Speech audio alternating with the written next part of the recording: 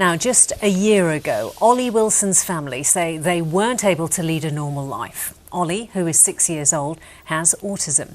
Family days out were nearly impossible and his parents thought he would be moved to a special needs school. All that changed when the family discovered the charity Horseshoes and Handprints.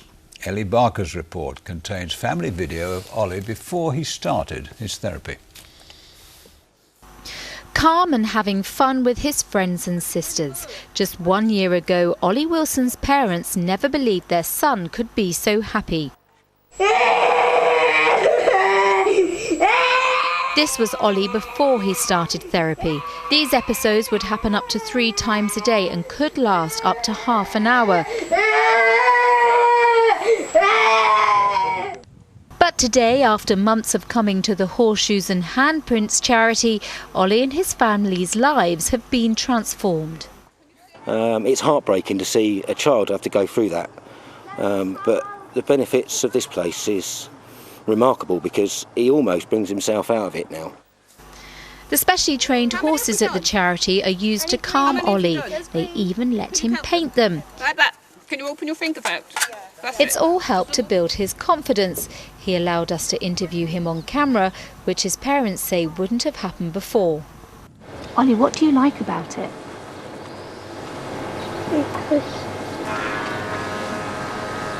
Because of the paint. You like the paints? He even smiled for the first time here.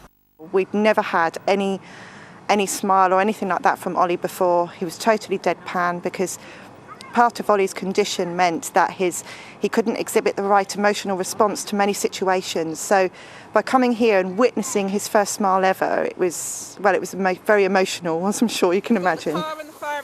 Once he is calm, therapists like Robin Beck are able to help him with his schoolwork. Winston Churchill said that there's something about the outside of a horse that's good for the inside of a man. And it's true. The horses are very unjudgmental. There is just a connection there. It helps the children relax. And a lot of what we do is based on bringing down anxiety levels. Physical contact, massage, movement, rhythmic movement, hip, pelvic movement stimulate the release of a very powerful hormone called oxytocin, which stimulates social and communication centres of the brain. So it seems Cassie's patience has paid off. She is loved not only by Ollie but his family too, who say she has helped change their lives forever. Ellie Barker, ITV News. Isn't that wonderful? Great. Now, the national and international news is a few moments away. Let's take a look at what's coming up. Mary Nightingale has the headlines tonight. Huge blasts rock Gaza as more than 100 people are killed in a single day of violence. As Israel intensifies its airstrikes, the territory's only power station is among the targets taken out. Families of the victims of the MH17 plane crash meet David Cameron in Downing Street. And another glory day in Glasgow as England and Scotland take gold and silver in the gymnastics. John Alistair Stewart and me for that and more at 6:30. A man from Birmingham has found an awe-inspiring way to beat the traffic while the St Chad's and Queensway tunnels remain closed. Mike Bandar started kayaking to work along the canal during last summer's closure. And he liked it so much, he ditched the car permanently. Callum Watkinson reports. Leave the car at home, they said, when the A38 tunnels closed. Find another way to travel. That got Mike Bandar thinking.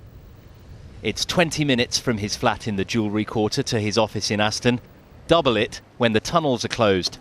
Who wouldn't prefer a 20-minute paddle along Birmingham's historic canals? Once you've got over the minor embarrassment of carrying your kayak down to the water. People aren't used to seeing people with kayaks in the middle of the city.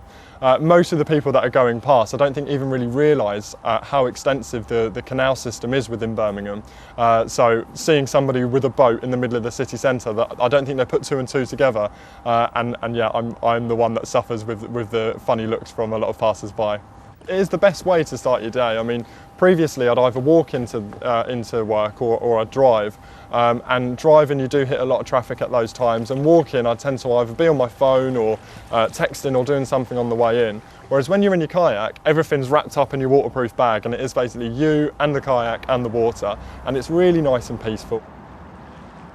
Since the tunnels were closed, I've actually had to drive in and out of work a couple of times when the times haven't suited the canal, and I just really begrudge sitting in the car on the road now, just because I know there is another option. And yes, kayaking is fun, but I'm sure there are lots of other options. So I just don't see the sense in sitting in the car in traffic. Those whose job it is to keep the traffic flowing are glad Mike has stuck his oar in. They say the work is on schedule, but fewer drivers on the roads would help. We're continually appealing for people to help us and still think about leaving the car at home if at all possible. Obviously, getting in a kayak is not for everybody, but if people can use public transport, even think about car sharing, all of that will help us to keep the city moving. As for Mike, he says he will stay on the waterways even when the expressways are back to normal. Callum Watkinson, ITV News. Who can blame him? I think it's an idea to catch on. Or, of course, you can cycle your way down the towpath, can't you? I mean, it's a good way of getting around the city. But he's got no traffic lights, no other drivers. Actually, he's just got to avoid the ducks and the geese. Nice. Pleasant. Here's another thought. Parents who have separated are now able to spend time with their children together under a scheme by the government. The programme is one of 17 across the country where families can take part in activities together. The government, which is investing £10 million, says it will benefit children and also reduces disputes over maintenance. Bob Constantine reports. Families enjoying a day out, but this is a rare chance for them to be together, because this is for parents who've split up. Linda and Keith Godfrey separated 3 years ago, and Keith only has limited access to his 3 children. In any sort of breakdown relationship, it's very difficult, isn't it? And they say the children always suffer, which is probably true. And so, this is a way of being together, and kids seeing they have 2 parents. Just provides a fantastic opportunity and different activities for the children to get involved in and have fun for us all together. Remarkably, what's made this possible is a scheme backed by the government. It's one of 17 projects sharing £10 million, which provide activities that separated parents can do with their children. I think it's a real opportunity for the families to come to a neutral space to actually have fun with their children and create memories at a time when things might be a bit difficult between mum and dad, through the separation process. Blowing it. Wow. The idea behind it, according to the minister responsible, is to encourage separated parents to make their own financial arrangements for their children without resorting to the state or the courts. What we're trying to do through funding a project like this is to move away from a world where you have a child support agency taking money off one parent and giving it to another, and one where we help and support separated families to have a relationship with each other even after they're separated in the interests of the children. That's cheaper for the taxpayer, it's better for the children and better for the parents. The project will run for 2 years and then be assessed to see which approaches are the most effective.